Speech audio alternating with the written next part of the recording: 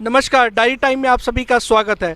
आज हमारे साथ हैं वार्ड नंबर 8 से कांग्रेस प्रत्याशी अंगेश धीमान जी।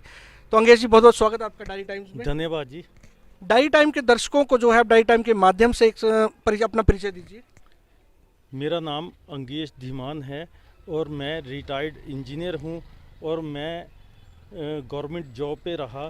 सबसे पहले मैं आपको ये बताना चाहता हूं कि मैं यहाँ का लोकल स्थायी निवासी हूं और मेरा इस गांव से काफ़ी पुराना संबंध है। मेरे फोर फादर भी यहीं के ही स्थायी निवासी थे और उसके बाद अब मुझे कांग्रेस पार्टी ने अपना प्रत्याशी के रूप में उतारा है और मैं कांग्रेस पार्टी का बहुत धन्यवादी हूं कि उन्होंने मेरे को टिकट दी है और मैं पब्लिक के बीच आ रहा हूं और मैं पब्लिक के लिए, पब्लिक के हित के लिए काम करूंगा।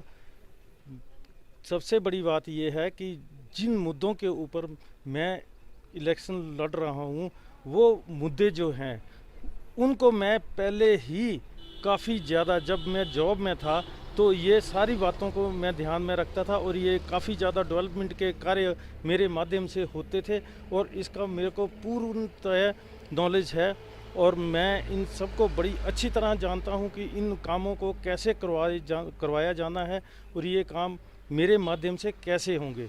इसमें मुझे अपने ऊपर पूर्ण विश्वास है कि इसमें मैं कहीं भी धोखा नहीं खाऊंगा और अपने डेवलपमेंट वर्क्स जो हैं अपने वार्ड के, उनको पूर्णतः अच्छे रूप से करवाऊंगा।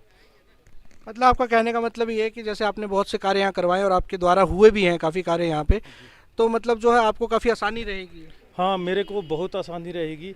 जैसे कि मैं यहाँ सोशल कार्य में भी काफ़ी जुटा हूँ।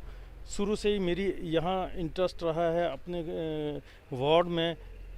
तो जब मैं जॉब में था तो यहाँ हमारे इधर पास ही एक शिव जी का पुराना प्राचीन मंदिर है।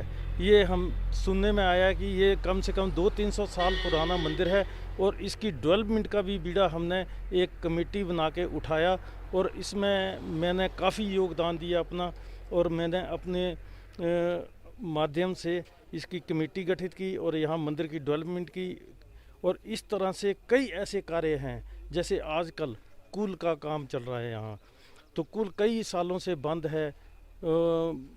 जैसे पीछे मनरेगा की लेबर यहाँ लगी हुई थी तो सारे भारी बरसात की वजह से इसके भूमि कटाव हुआ और हमारी कुल जो है वो बह गई। उसके साथ ही हमारी ज़मीन पड़ती है और हमने अपनी ज़मीन दे के पब्लिक की सेवा के लिए और पब्लिक की फसल के लिए बर्बाद, जो पब्लिक की ज़मीन है वो बर्बाद ना हो, कल्टीवेटेड लैंड है वो सुचारू रूप से उसमें कुल चलती रहे और उसके कुल का निर्माण भी अभी सरकार द्वारा करवाया जा रहा है। तो छोटे मोटे टिप्स मैं वहाँ पर जाके देता रहता हूँ और काम बड़े अच्छे तरीके से चल रहा है। जैसा कि सुनने में आ रहा है कि भारतीय जनता पार्टी के बहुत से बड़े बड़े नेता कह रहे हैं कि धर्मशाला में कोई विकास कार्य नहीं हुए हैं और सुधीर शर्मा जो आपके नेता हैं कांग्रेस के, उनके ऊपर सीधा सीधा इल्ज़ाम लगा रहे हैं। इसके बारे में आप क्या कहना चाहेंगे? नहीं, ऐसा तो कोई बात नहीं है।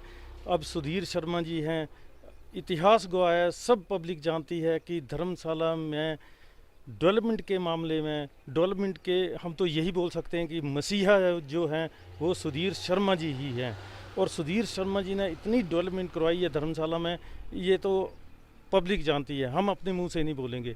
ठीक है, भाजपा को अगर नहीं दिखाई देती तो हम कुछ नहीं बोल सकते। क्यों? क्योंकि अब 2022 में इलेक्शन आ रहे हैं और प्रेजेंटली इलेक्शन में भी यही बोल रहे हैं कि कोई डेवलपमेंट नहीं हुई, कोई डेवलपमेंट नहीं हुई। तो 3.5 साल से पीछे से बीजेपी की सरकार है, वो इसका हिसाब वो खुद मांग रहे हैं, हमारे से मांग रहे हैं और खुद दे नहीं रहे हैं। उनको खुद देना चाहिए इसी चीज़ का हिसाब।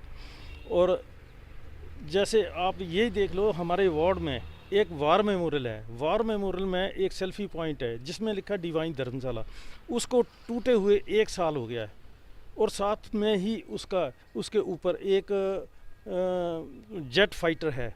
जो जेट फाइटर है उसके ऊपर ब्रिक्स पड़ गए तो वो टूटा हुआ है, आधा टूटा हुआ है। वो सुधीर शर्मा जी का इंतज़ार कर रहा है 1 साल से कि कब सुधीर शर्मा जी आएँ और हमें दोबारा से जीवित करके पब्लिक के आगे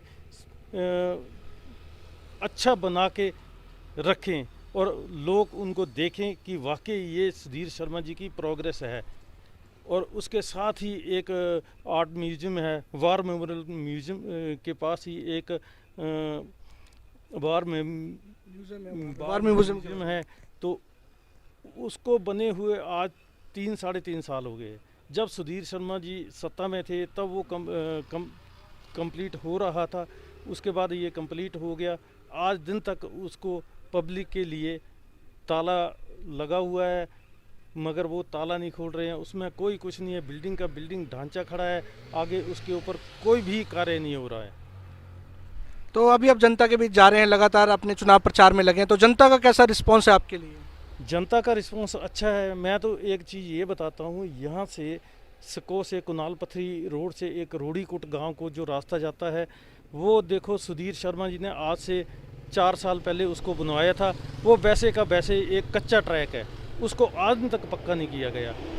वो उसका ट्रैक का लेआउट कहीं की और थी और उसको घुमा के कहीं और से कर दिया, जिससे कि ये है कि उस जहाँ पर वो रोड जाना था उसका कोई फ़ायदा नहीं है।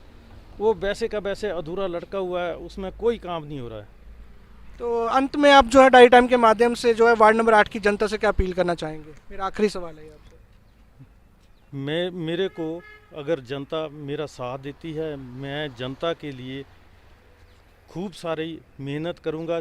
24 आवर मेरे दरवाजे खुले हैं। जब कोई काम हो, जब कोई भी किसी चीज़ की भी ज़रूरत पड़े, तो मैं जनता के आगे 24 घंटे खड़ा रहूंगा, तैयार रहूंगा और जनता के आगे अपनी मेहनत को मैं पेश कर सकूं।